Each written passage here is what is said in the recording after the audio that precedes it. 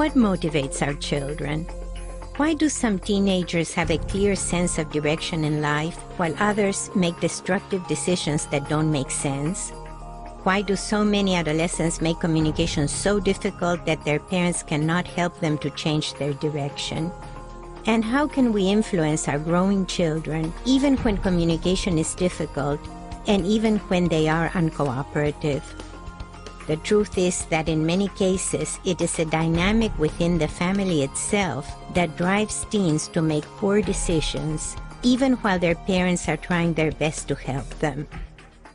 In this film, you will meet a 13-year-old girl who has made 2 serious suicide attempts. You will understand the hidden triggers and influences in the family that prompted her poor decisions, and you will see how within a brief conversation, Tony Robbins was able to quickly understand her world, help her to eliminate her suicidal patterns, and give her a new compelling direction that has since transformed her entire family. We begin our story at the Tony Robbins live seminar, where the young girl, Hannah, has stood up to share some of the limiting beliefs that are holding her back. This young lady right here, give her a hand. Oh, a big hand. What's your name? Where are you from? Hannah. I'm from Virginia. What's your name? Hannah. Hannah. Hannah, stand up. Oh, you are standing up. How old are you, Hannah? Almost 14. Almost 14. That means 13.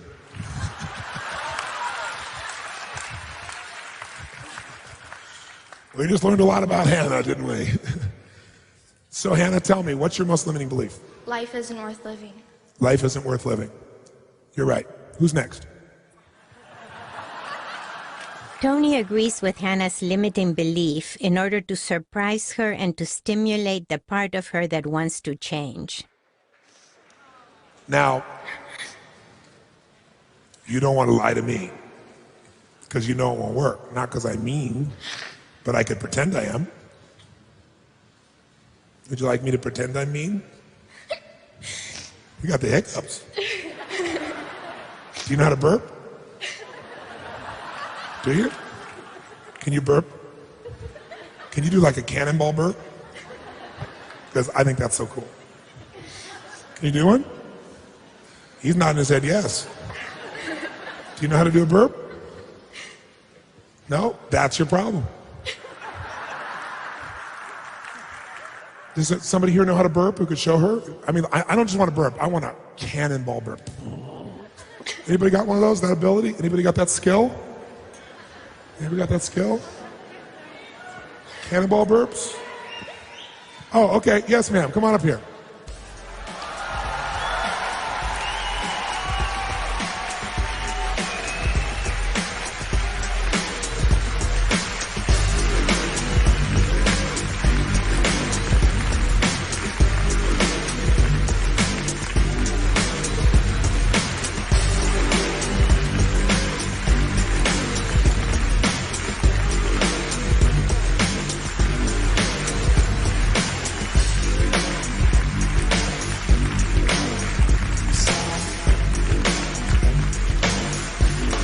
Whoa! I need another microphone here. I need a second microphone. Okay, this is very important. Oh, you have one. I'm sorry. It would seem that Tony is distracting from Hannah's problem, but in fact he has been dealing with Hannah's emotional state on a physiological level. Hannah's inability to let go emotionally is reflected by her inability to let go physiologically. By setting up a burping lesson, Tony creates the context of a game and sets up a humorous partnership between Hannah and her burping instructor. Okay, so Hannah, I want you to watch very carefully. Tracy here is going to demonstrate a unique and powerful skill that if you'll adopt it, this little story that you even probably have thought about acting on, or maybe you've acted on it, haven't you? Oh, I can see that in your eyes. That's interesting. Did you take pills or did you cut yourself? Pills. Pills. Haven't you done the cutting thing? That's the cool thing. Yeah, that's what girls do now, right? They'll cut themselves, get everybody's attention. Look at this, I got more slashes than you do. How many have heard about this, parents? Yeah, you haven't cut yourself? Why would you do pills instead of cutting yourself? Cutting yourself is cool. It's not cool to do pills. Why'd you do that? Because cutting yourself is painful. Oh, you want to die without pain.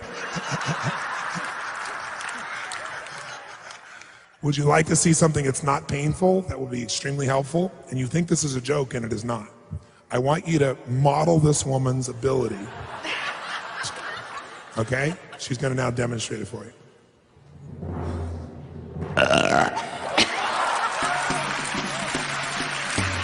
Unbelievable.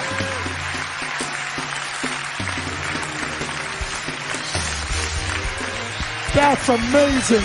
That's amazing. Hold it. That had a little bit of a cough to it. That was kind of a cough burp. I'm just wondering, and I honor you for it, but I'm wondering if you could make it a cannonball burp without the cough part, just the burp. Can you do that?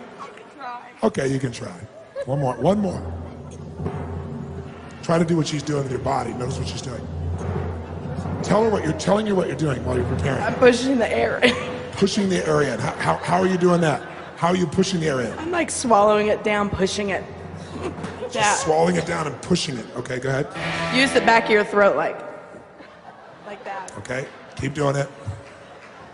It's building up. Okay, keep it. It might come out the other end.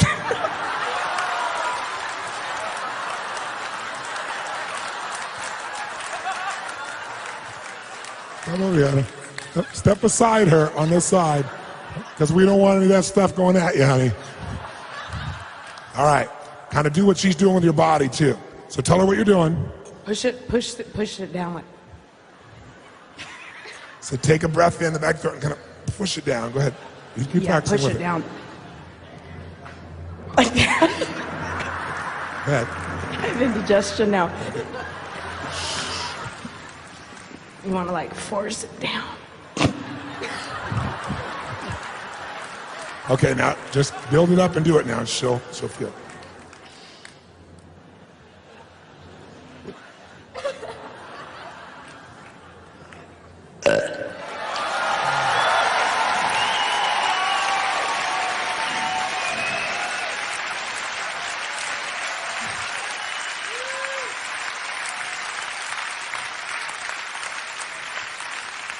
Okay, Hannah, your turn. Yes.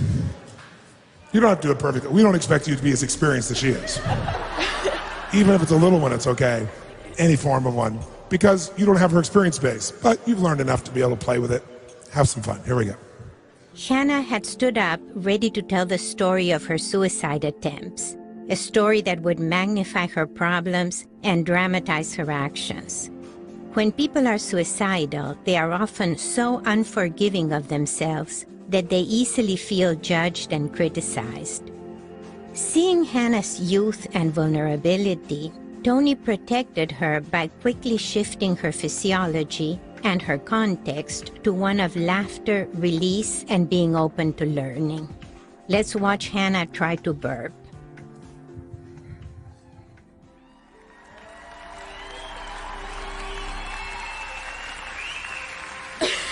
There, you almost had it right there, I saw it. You can do it. You can do it.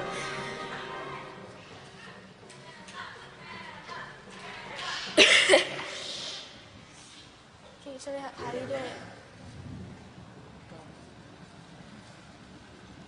Push the air out. Push it in. Like swallow the air.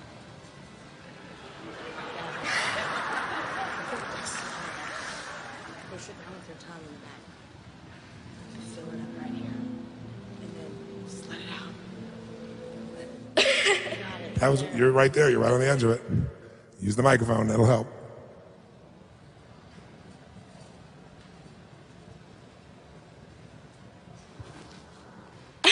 That's it. You're right at the edge of it right there. Just let it all the way out, though. You held it instead of letting it out.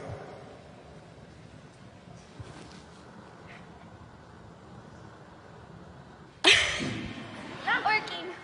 It's not working. Maybe because you take everything in and you never let it go.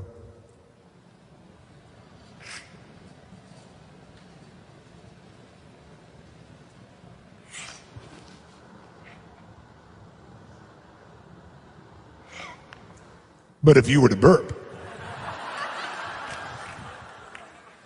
do you ever fart? Who doesn't? Thank you. Ladies and gentlemen, an honest human being.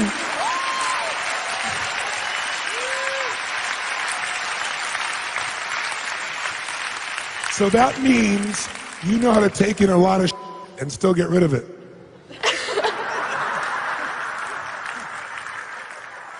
In multiple forms. You can transform into gas or solid matter, but it can leave you. Now, she just happens to know how to make it come back out the front end as well. But you do know how to do that, don't you? You just forgot you had that ability and you kept it all inside. Does that make sense? Now, you're a very courageous young woman. I'm honored to be in your presence.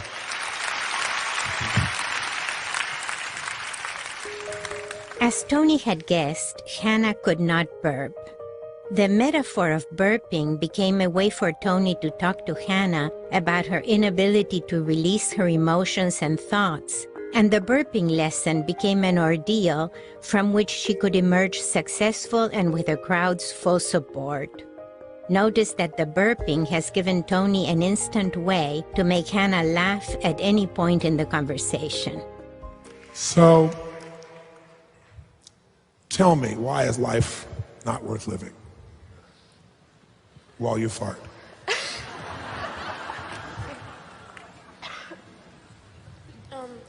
I just feel like I'm so worthless and nothing matters. I started having these thoughts about a year ago. You started having these thoughts about a year ago? Yeah. Uh-huh.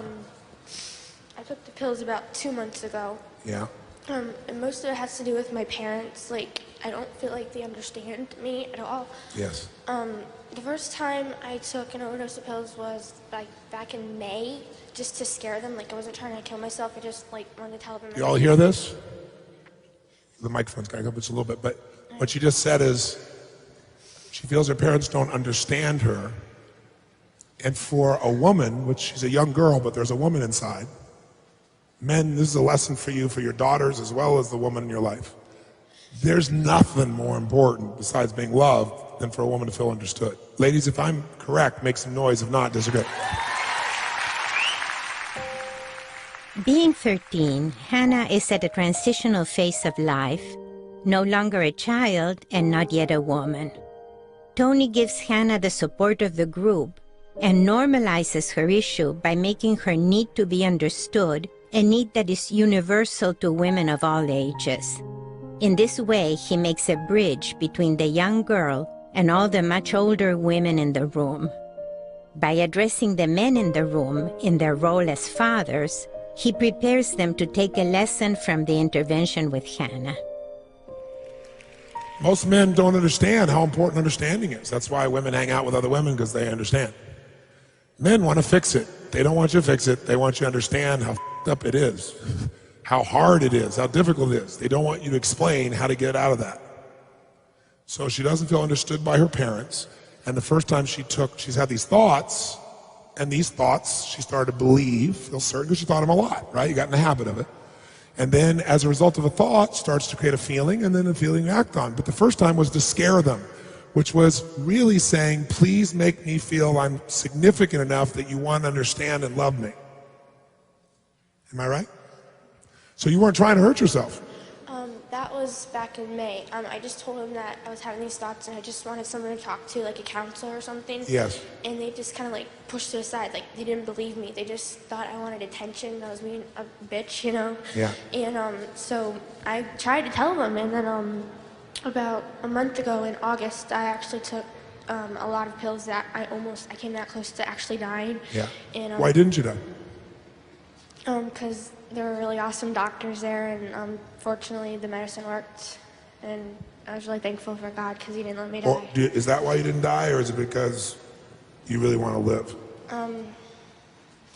I think once I did it, I was just like, oh shit, what the hell did I just do? You know, I was like, oh great, you know, and then I told my parents, I was like, look, you need to get me to the hospital like right now, because if you don't, I am going to die. And So you took the pills and then you went and told your parents you took the pills? Yeah, well, they could also tell because I was like walking around like a drunk. I was like banging into stuff too. So, so they took me to the hospital and I wanted to live, but in the back of my mind, there was still that little voice that was like, you don't want to live, you don't want to live, but I really knew that I did. Sure. So, yeah. So the reason you lived was? I had the will inside to live. Yeah, you never wanted to die in the first place, did you? So that whole story, which is really truthful, first of all, I appreciate the level of honesty you're having right now, which most adults don't have. I really honor you for that, first of all. It's fantastic. At the very moment when Hannah is describing the lowest point in her life, her near death by suicide, Tony finds a way to praise and admire her and to engage the whole group in admiration for her honesty and for her will to live, raising her in this way from the despair in her story. He won't let her get stuck in her depressed mood and quickly elicits the positive in her situation. And you're not a bitch, but you do want attention. Desperately. Because attention to you is love. Because you're feminine. You're actually a feminine girl still. There are very few left.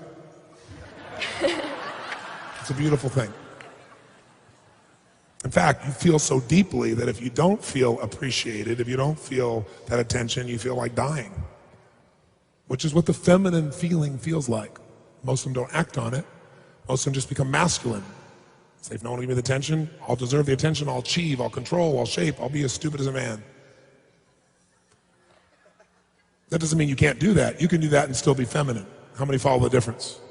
Right? You can be yourself and still achieve. You can do anything. When Hannah admits that she attempted suicide in order to get attention, Tony broadens the context to show that she is dealing with a universal problem of masculine and feminine energies. According to human needs psychology, masculine and feminine energies are shared by both women and men.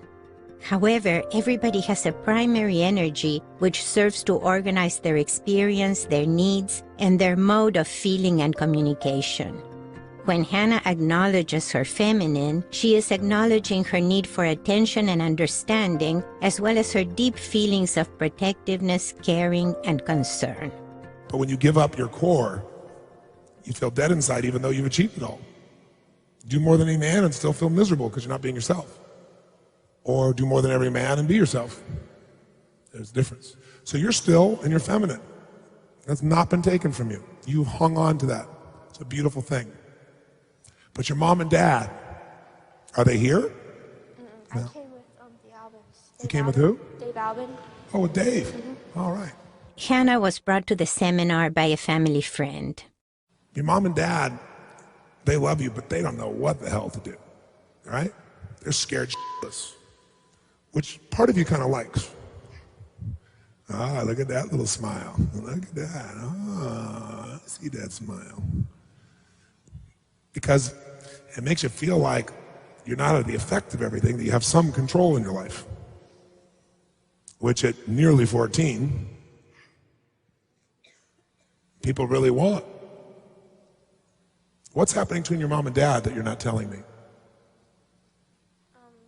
Because you're not just doing this for you, are you? When dealing with a child's suicidal or despondent behavior, it is important to identify multiple levels of intention. The first level is a motivation to get attention, help, and love. Tony has already helped Hannah acknowledge her need for attention. However, for most children in despair, the level to address is the second level, the need to protect and serve one's loved ones. For most children, the parents are the most important object of love. Tony correctly assumes that Hannah's despair is not only due to a concern for her parents, but may also be a way to protect them and hold them together. Now take a moment to ask yourself, do you remember as a child calling attention to yourself to distract your parents from another problem? Could it be that your children's misbehavior has a protective function in your family? You do want the attention, love, but there's something else going on. What is it? What's happening between your mom and dad that you want to distract them from? Well, they do have some problems with their marriage.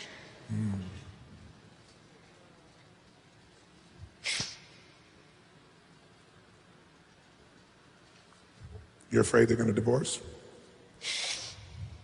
I have thought that, yeah. But if their daughter's suicidal, they better stick together, huh? You're not a bitch, you're a genius. Very often, a child's extreme destructive behavior has the function of holding the parents' marriage together. How can parents proceed with a divorce when their child is suicidal? I also have 2 sisters, and I don't want to see them hurt either. They're both younger than I am. And they what either? I don't want to see them hurt either. Yeah. So she's trying to hold the family together, which, by the way, many of you may think is complete bullshit. But I've been with 3 million people. Kids are the most pure part of humans. Before we get so jaded that we forget we're here to serve. And this young woman, this young girl, is girl/woman. She's in between the two. She's part of an organism. And that organism is her family. And at a subconscious level, she knows if she can distract them, she can maybe keep the parents together and keep her sisters from being done. She's not the little bitch who just wants attention. She's somebody who unconsciously is trying to do something to keep it together. And she wants attention and love too, and I feel like she's getting it. Both sides, both her wanting us to serve at a subconscious level and her desires for it. But she really doesn't want to die. She just wants to break the pattern. Am I right or wrong? Right. In clarifying Hannah's intention to help her family, Tony is also making suicide unnecessary. Once Hannah accepts her true intention, suicide cannot be seen as being helpful. The question now is, what would be helpful? Tony will help Hannah start by understanding her parents' needs. But they don't understand that. Plus, there's one thing you don't understand, that you don't want to hear. But you need to, and I know you're willing to with me, because if you look in my eyes, you know I have a love for you that doesn't come from something you're giving me. Can you feel that? You're not giving me anything except your beauty of being a beautiful soul. I have nothing to take from you. But I can give you some truth. Your mom and dad may need to be apart if you love them. I don't know. And that scares the hell out of you. But they may be miserable, not because there's something to fix. They may be miserable because they have completely different approaches to what they want for life. And they may feel trapped because they love you. And I don't think you'd ever want to trap somebody. I don't think you're that kind of person. When children try to help their parents by holding them together through concern and fear of the child's destructive behavior, they are exerting a tyranny over the parents. This way of attempting to protect the parents only leads to limiting the parents' options and to more despair in the family. What I can also tell you is this. You know the worst thing that happens to any human? Be totally protected their whole life from pain.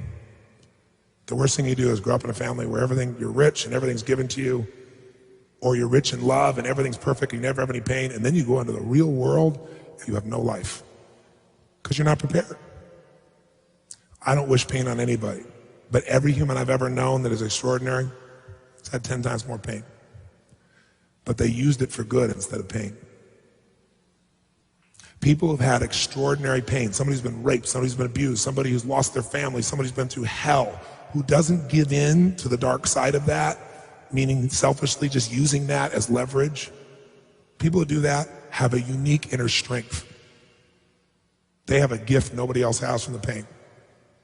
And they're able to touch other lives in ways no one could dream of. And you've already experienced that pain, even though you haven't experienced it some of the ways I've described.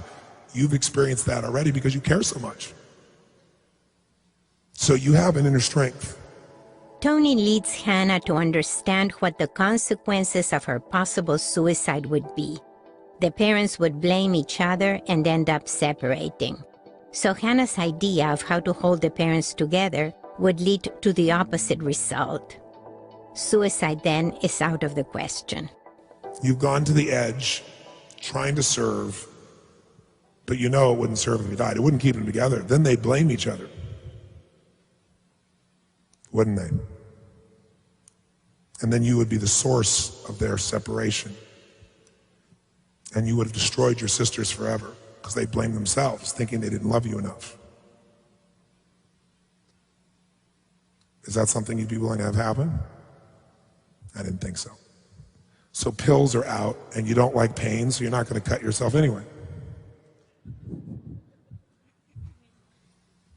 Because you're not a stupid girl. You're much smarter than anybody's been giving you credit for. But a little too smart for your own good, because you've been thinking 2 steps ahead, but you haven't thought 3 and 4. And your intent is the purest I've seen in a long time. It's really beautiful, really beautiful. Tony reinforces the idea that suicide is out of the question by once again praising Hannah and eliciting the support of the group. What are you feeling right now, and what are you thinking?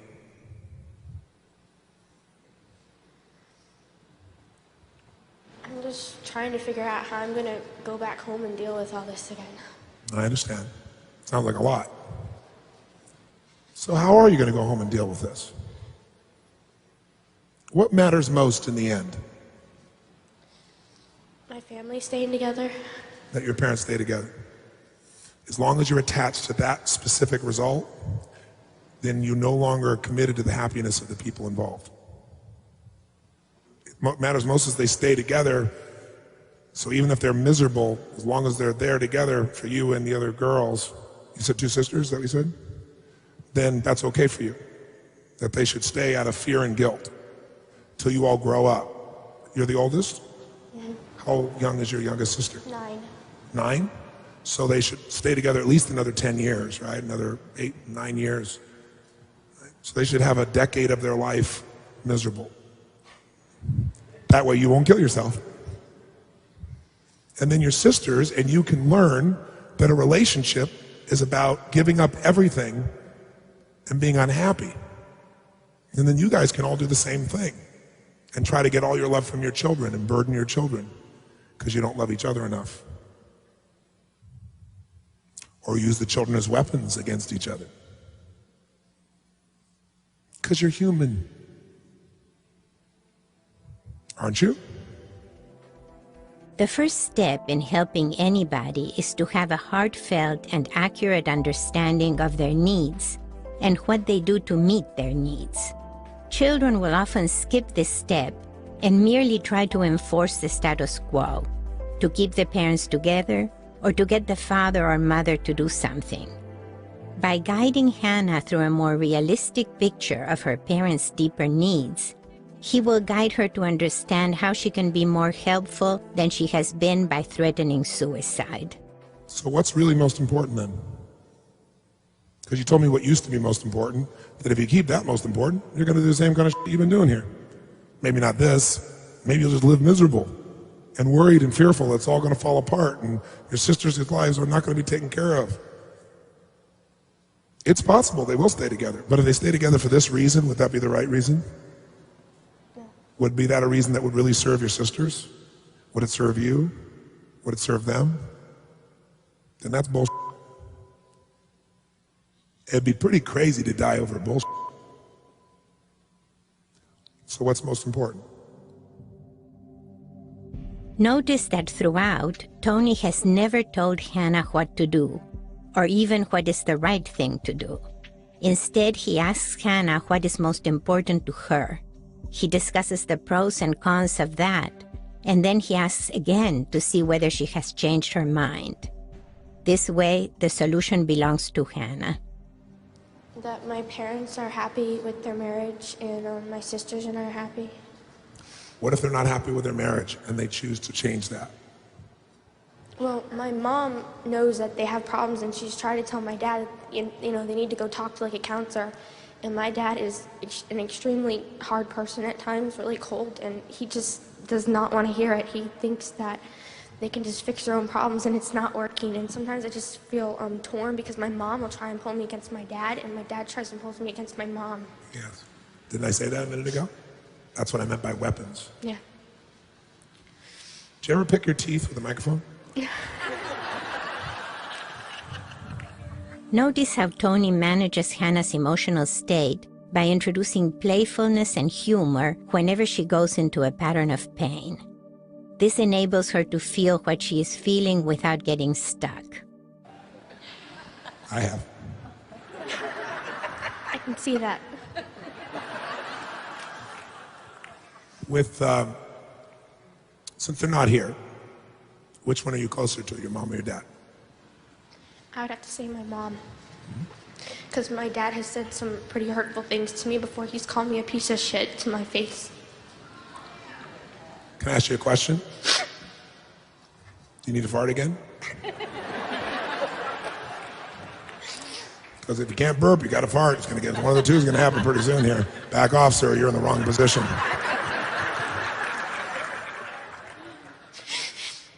Did he mean it? Did he mean it? He says he doesn't, and he denies it, but my sister... I'm asking you, did he mean it? I know he said it. He denies it because he's humiliated within himself, because he loves you. Did he mean it? I don't know him. Just tell me the truth. I don't think so. Did he mean it or not? You know whether he meant it or not. Does he think you're a piece of... First of all, was it a soft piece of shit, a hard one, a large one? Was it lumpy? Did it have corn in it? He didn't say. He didn't say. Okay, well, did he mean it? Part of me at times wants to believe that he did, but deep down, I know that he didn't. Right. The part of you that wants to believe he did is the part of you that wants to protect yourself from being hurt. So if I can think he did that, then I don't have to be close to him, so then I'll never get hurt again. Does that make sense? Yeah. If I'm wrong, tell me I'm wrong. Is that true or false for you? For you, it doesn't matter what I believe. That's true for me. So then you know the truth. He didn't mean it. Now, he knows he was a dick. Okay? Yeah, he was a dick. Any man that says to his daughter, you're a piece of shit, is a dick. It is important, especially when dealing with a child, to confirm what is acceptable and what is unacceptable. For a father to call his daughter a piece of shit is unacceptable from any point of view, and to minimize the father's words would be a distortion of reality. However, everyone has a right to be a dick at least once or twice in their lifetime, even though they shouldn't. Even you could be a dick. I think when you took those pills, you were a dick. Do you agree with me? Having confirmed for Hannah the reality that the father's statement was unacceptable, Tony can now proceed to emphasize tolerance and the view that even a father can make a mistake.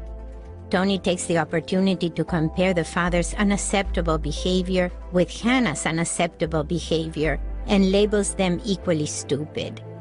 In this humorous way, he restores the bond between Hannah and her father. They both are dicks. Because you had no intention of dying, that's when you went and told them right away. Which I'm really glad you did, because otherwise I couldn't have met you. Well, I guess later on. But why waste our time? Why not enjoy it while we're here? We're here for a reason. And it isn't just to feel good, by the way. It's to serve.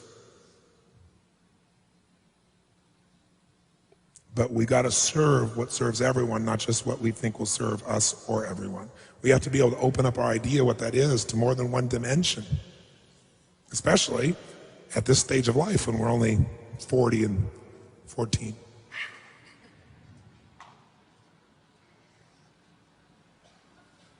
You're in love. And you love your daddy, and he's a hard man to love sometimes. Trust me, I had 4 of them. I understand this.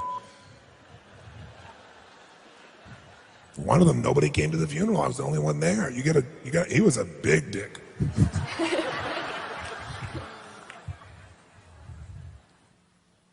I still loved him though. Still honor him to this day. Because even though he's a dick, there were things that he did give in moments. They were very brief, but they were invaluable to me. There are moments where I did feel loved by him. Tell me a moment you felt really loved by your dad.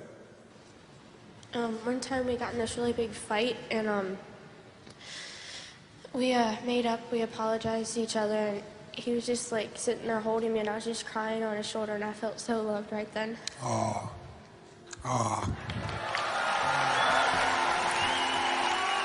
After showing empathy for Hannah's difficulties with her father, Tony elicits her best memories and her love for him. So think about this. Your daddy's not much of a touch or holding guy normally, is he? Oh no, and another thing with him is he thinks he's always right, everybody else is wrong. And he tells you what you're thinking too. He tells you how you feel. He's a man.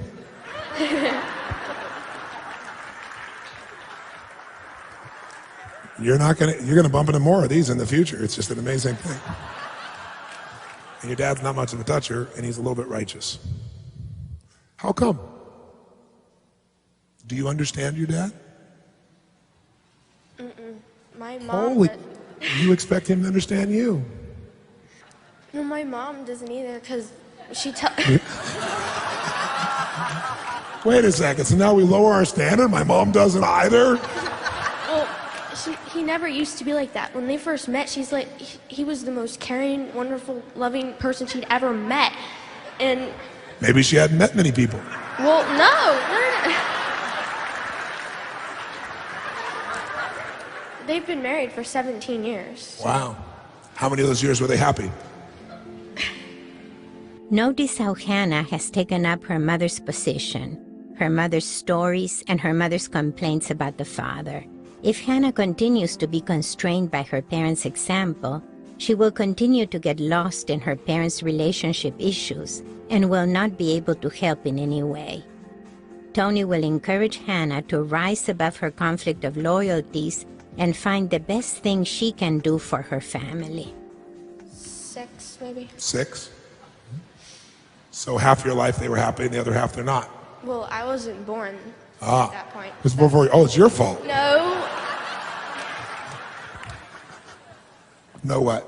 Well, my mom, because I've asked my mom that, I was like, did he start acting this way after I was born? She's like, no, it was about a year or 2 before you were born. What do you think happened a year before you were born? I have no clue. I wasn't there. So you want everybody to understand you and you don't understand them. Is that being very loving? No. But I know you're a loving soul. Maybe it's time to understand your father. If you really wanted to help your mom and dad stay together, or at least go back to loving each other even if they were apart, then you'd have to understand your dad, because your mother's never going to figure it out. Because she's too pissed off, too hurt.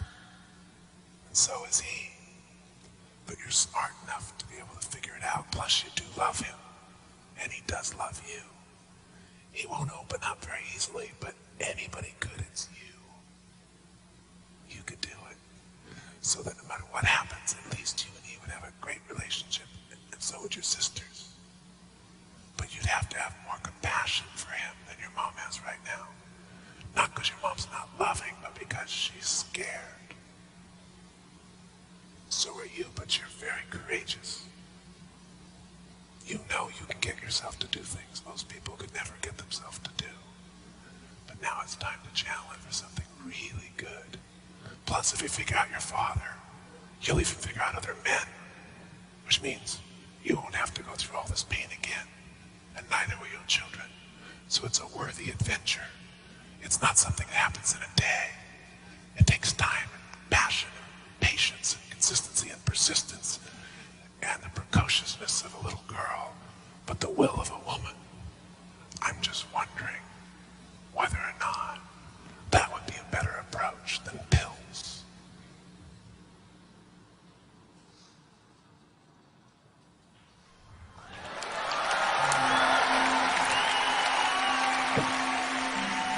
Once Hannah's love for her father has been brought out, Tony whispers in her ear his most important message.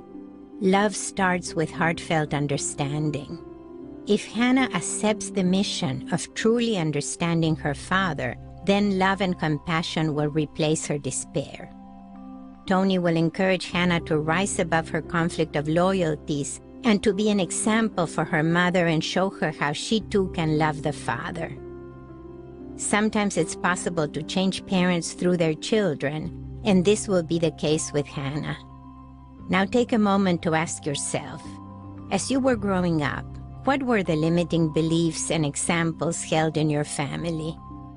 Can you imagine how things would have been different in your family if someone had taken the initiative to create a new, powerful example of action and heartfelt understanding? Did you have such an example in your life? How did it affect you? Now think about your life today.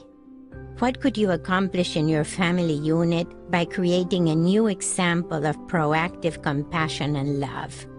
Who would be affected by that kind of commitment? Now let's return to Hannah. What are you feeling right now with that big smile on your face? I feel a lot better. I do. How come? You like whispers? No, I'm gonna go back home and I think I'm just gonna talk to my dad and just ask him why he acts that way. Just try to get to know him better. But here's what's gonna happen. He's a guy, so let me tell you about guys. He's gonna go, because I am. Because they have like 2 syllables. I am. It is. Women's biggest thing is, why don't they talk? Men's biggest thing is, why do they always talk? What does he do? He's a financial advisor. He works from home. Financial advisor that works from home. Holy. He has to be right, don't you see? Every day he has to be right. And he's a place where he can't always be right. Because the best people in the world, I work with one of the top 3 financial traders in the world. He made $500 million in a day, and he's wrong more than half the time. Oh, and some days he calls me in the morning and says, I lost $30 million, and he's throwing up. Because he cares about all his clients. He has to be right every day, and he can't be. How'd you like to live in that world? So you have to pretend you are so you don't beat yourself into the ground every day. Plus, if he's not right, no one's going to come to him. And no one comes to him, he can't support the family. And I bet he doesn't feel like he's enough, even if he's doing well, because he can never be enough. Because in that business, they teach you you're never enough. So he's in a game he cannot win, but he has to. How stressed would that make you? Very. Enough to take pills, huh? Now, on top of this, he doesn't understand your mom. Or does he? I don't think he does. I think that's part of the problem because he blames all their problems, most of them, I'd say 90% on her. It's all her fault. Yes. Why would he do that? This is the crucial question that creates heartfelt understanding. Tony sees that Hannah had been allied with a mother in her frustration and lack of understanding of the father. As long as Hannah and her sisters take the mother's side, the father will get more and more frustrated and alienated. By asking Hannah, why would he do that? Tony is asking Hannah to put herself in her father's shoes, to understand his circumstances, and in that way to free herself of her mother's restrictive point of view. By simply expanding her own view of the situation, Hannah can reorganize the entire family dynamic. Because he doesn't want to feel guilty because deep down he knows that half of the problems are his. He doesn't want any blame for it. And he already is so raw. He can't take another ounce of it. Plus, he probably loves your mom. But he doesn't know how the hell to get through. Because when she talks about her problems, if he tries to solve them, she's pissed off. He's making it small. Because here's something you're going to learn. Girls love to make little big. And guys like to take big and make it little. Tony is giving Hannah a key for understanding her parents' most frequent conflicts. And it pisses each other off or it hurts their feelings. When a guy comes home, the last thing he wants is another problem. So he makes it small, and then she feels like he doesn't understand.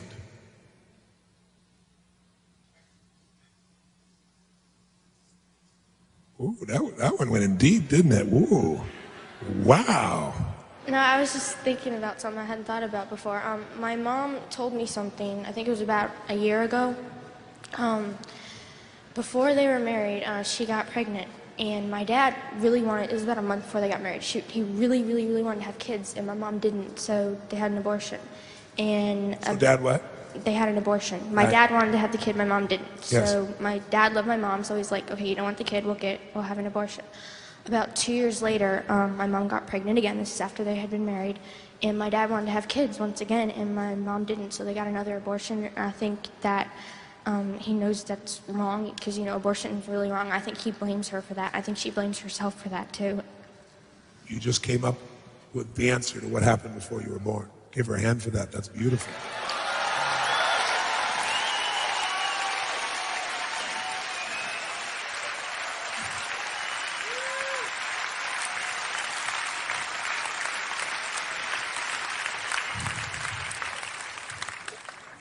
That's pretty perceptive. That's more like 40, not 14. So I'll give you the full 14. We won't have to say 13 from now on.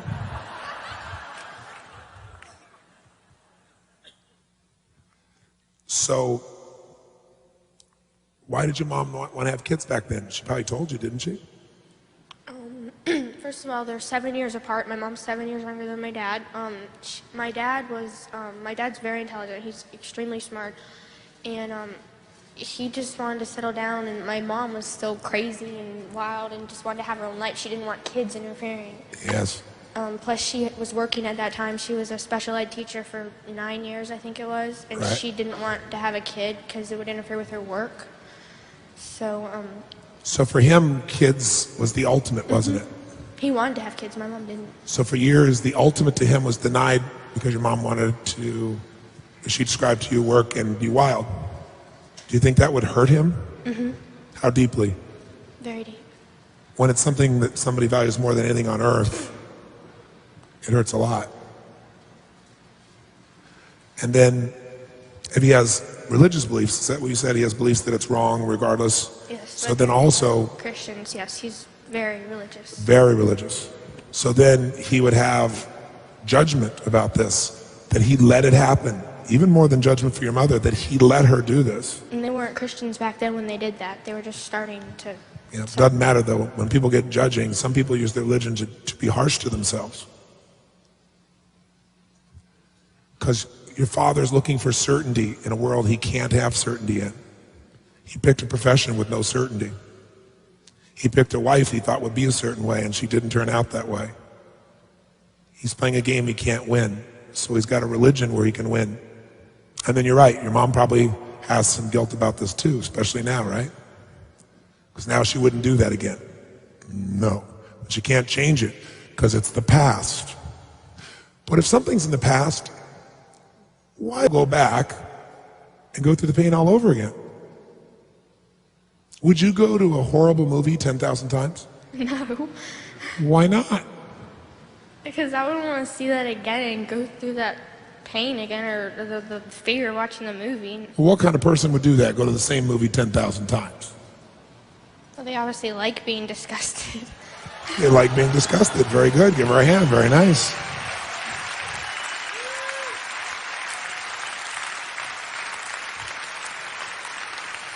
And, or they've gotten used to it. Same thing, I guess, huh? Maybe that's the only thing they're certain about is they can count on being disgusted.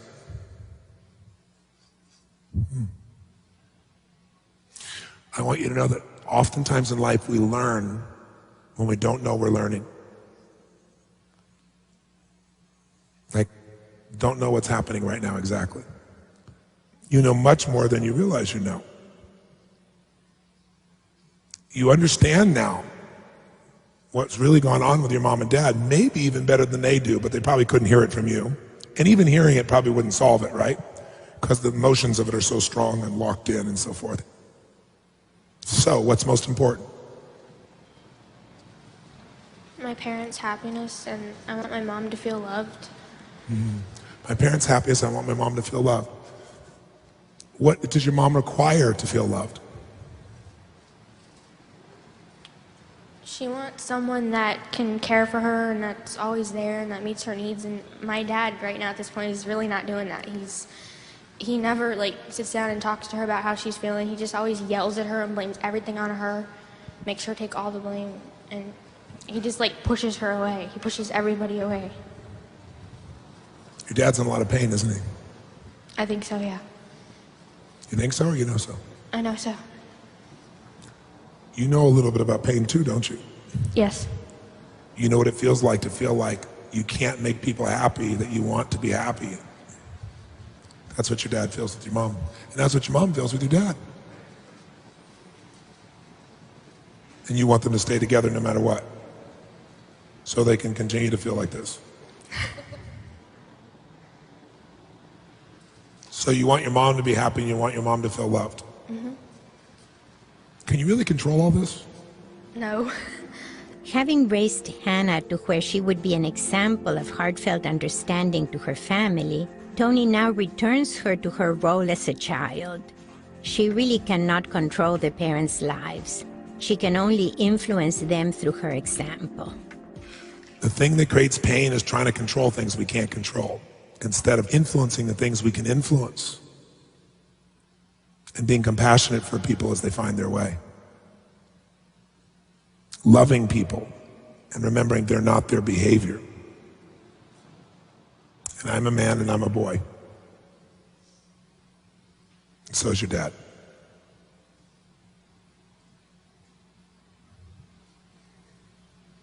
I'm a man because I can serve.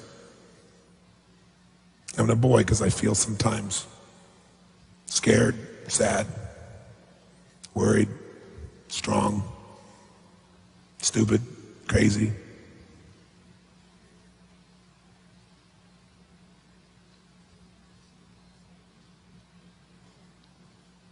It might be good for you to remember he's a boy too. Have you dealt with any of these creatures? Have any experience with these creatures yet? Boys? What have you learned so far? They're jerks. Hannah has grown and learned so much over the last hour. Where before she had echoed her mother's painful complaints and judgments about her father, now Hannah has understanding and empathy for both of her parents. Now Tony wants to give Hannah a chance to apply her new understanding to another context, the normal social concerns of a 13-year-old. Can you give me an example?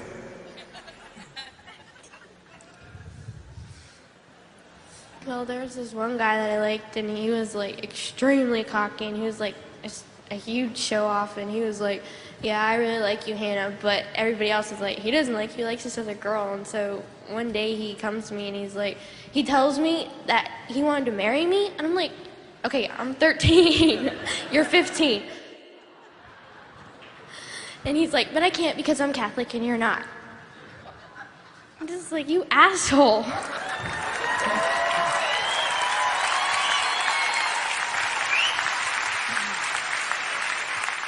And what did he say?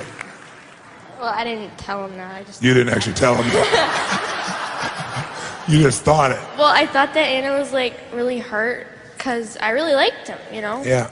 And all of a sudden he's like, I don't like you anymore. So Yeah. it really hurt. So I'm like, So what did you surmise from that? Boys are jerks?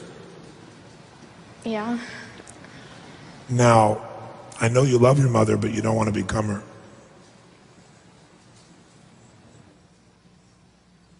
Because then you'll have the same pain, and so will your children. So we have a choice in our life to give things a meaning. And the meanings we give control our entire lives. Because once we decide what it means, even on little levels, it starts to add up. And big problems start with little thoughts. And great achievements start with little thoughts. And deep love start with no thoughts, but just heart, compassion, trust, faith. What did you just feel there? What was that? What did you just feel? What was that? Check in and see. What are you feeling right now? Confusion. She's confused. Give her a hand, ladies and gentlemen. The audience is cheering because they have been shown that when people are confused, they are open to a new way of solving a problem. What do you call, Hannah, a girl that takes pills to scare her parents and then takes them again and almost dies even though that's not her intent? Would you call her a jerk? So are girls jerks too?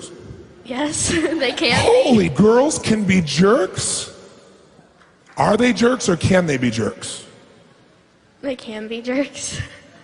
Are boys jerks or can they be jerks? They can be jerks. I see. You just happened to meet one that was a good jerk. Is there a difference? Yes, Are you a jerk or did you do some jerky I did some jerky shit. This little boy, he walks around so arrogant. You're smart enough to know why. Why? He doesn't feel what? Secure about himself. Yeah. Which would put him in with about 99.999% of the planet. The only difference is he tries to overcompensate by acting arrogant. Some people try to act like they're hurt so that people will care for them.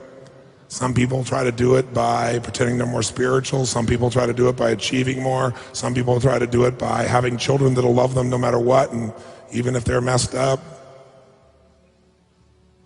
So he's just like everybody else. He just picked a style that you don't like. But your mom and dad don't deserve the style you picked either, girl. No, they don't. And neither do you. Do you? No. And neither do your sisters. So no matter how much you want to serve, is this a route worthy of taking ever again? No. Will you ever attempt to take your life again under any circumstance, no matter how crazy or scary it is? No. Why not? Because I don't know that I'm not responsible for my parents' problems and I can't put all their blame on myself.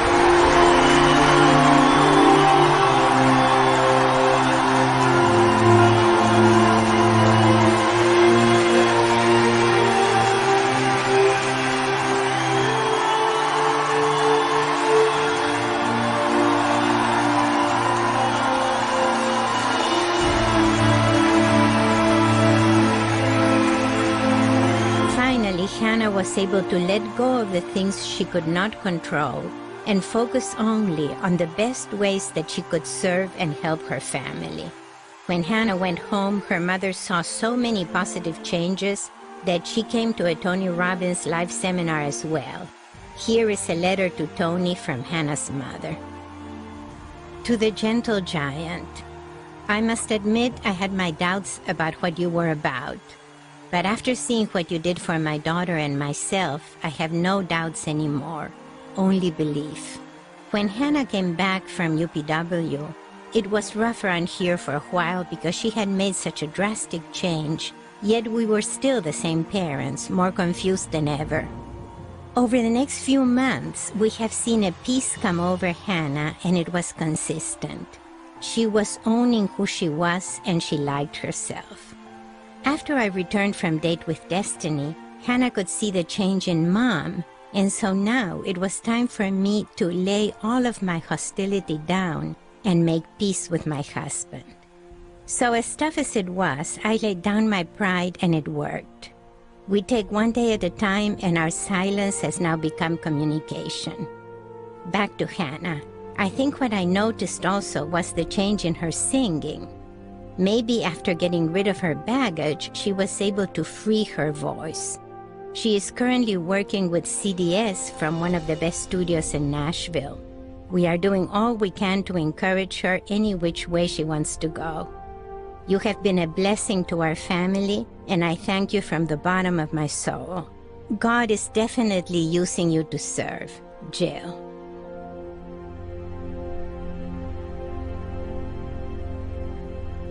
So I have a question for you. Life isn't worth living. That's the best response you can get. What is that? What is that phrase? Bullshit. When working with a suicidal person, the goal is to get them to such a point of emotional resourcefulness that they find the concept of suicide completely ridiculous and laughable. Give her a hand.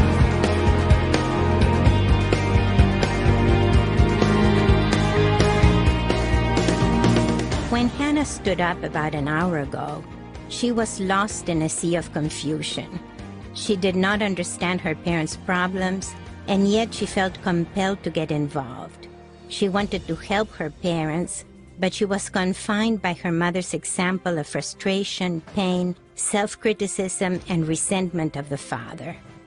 Since she didn't know how to truly help the parents, Hannah found a way to shock and distract them through her suicidal behavior, and so she learned to control her family through self-inflicted violence, even though she clearly didn't believe in either violence or suicide.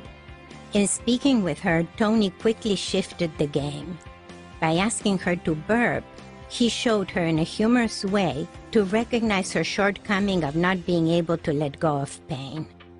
Then he gently showed her that in order to be of any help, she would have to put herself in both of her parents' shoes and fully understand their needs and circumstances. By taking the initiative of loving, understanding, and tolerating both parents, she would introduce a new example and reorganize her entire family dynamic. By forgiving her father, she was able to become less critical of herself and to like and appreciate herself more as well. Finally, she was able to clearly see that her parents' relationship was not in her control, that she could only influence them by being their loving child. Today, her new example in the family has inspired the mother to lay down her resentments towards the father and to start building a base of understanding and communication in the family. Where once Hannah had tried to save her parents' marriage by suicide threats, now the parents are saved by her example of heartfelt understanding and compassion. Whatever Hannah did, it worked. Here's a letter from Hannah to Tony and Sage Robbins. Dear Tony and Sage, I can't begin to tell you how grateful I am for everything you've done for my family. The change in my mom is unbelievable. And as much as my dad denies it, I know he sees it too. One of the changes in me since we spoke is my voice. And that is such a blessing for me because I've always loved to sing, and my goal is to become a singer. My voice has just really opened up, and I will continue to practice and work on my singing. Although I must say I still do not know how to burp, Tony. I do know how to let things out. It's funny because when I first came back, I would sit at the table and try to burp, and my family thought I was a little strange. After explaining to them why I was trying to burp, I think they thought you were strange. I had to laugh at my mom when she told me about when she met you. She said you look so much taller in person, and her mouth probably dropped right open. She even has a new name for you. She calls you the Gentle Giant. Well, I hope you both enjoy the CD. I can't wait until I see you both again, and thanks again for everything. Love always, Hannah. I recently spoke with Hannah's mother, and she told me that her relationship with her husband is stronger and better than ever.